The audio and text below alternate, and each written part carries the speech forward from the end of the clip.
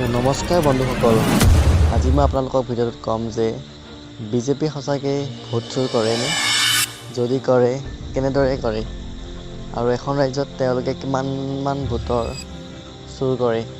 তো ৰাহুল গান্ধীয়ে এটা প্ৰেছ কনফাৰেঞ্চত কৈছিল যে বিজেপিয়ে ভোট চুৰ কৰে আৰু তেওঁ এখন ৰাজ্য লৈছিল আৰু তেওঁ তাত চাইছিলে ডুপ্লিকেট ভোটাৰ লগতে মৃত্যু হোৱা মানুহৰো ভোটাৰ লিষ্টত নাম আছিল। প্ৰায় এখন ৰাজ্যত 1 লাখতকৈও অধিক ভোট চুৰ কৰা বুলি ধৰা হয়। ৰাহুল গান্ধীয়ে কৈছিল যে বিজেপি সঁচাকৈ ভোট চুৰ কৰে আৰু তেওঁ ইলেকশ্যন কমিশ্যনৰ মেইনজন জ্ঞানেশ কুমাৰক প্ৰশ্ন কৰিছিল যে ৰাহুল গান্ধীয়ে যেতিয়া জ্ঞানেশ কুমাৰক কৈছিল যে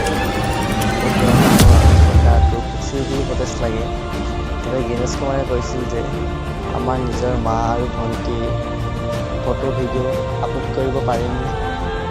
তেওঁৰ এই উত্তৰে সমগ্ৰ ৰাজ্যখনক ভাইৰেল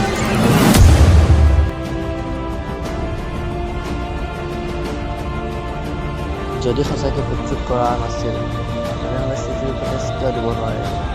আৰু তাতে গম পায় যে ইলেকশ্যন কমিশ্যনাৰ আৰু বিজেপিৰ কানেকশ্যন আছে। ৰাহুল গান্ধীয়ে এইটোৱে কৈছে যে ইলেকশ্যন কমিশ্যনাৰ আৰু বিজেপি মিলি গোটেই গণতন্ত্ৰটো ধ্বংস কৰিছে।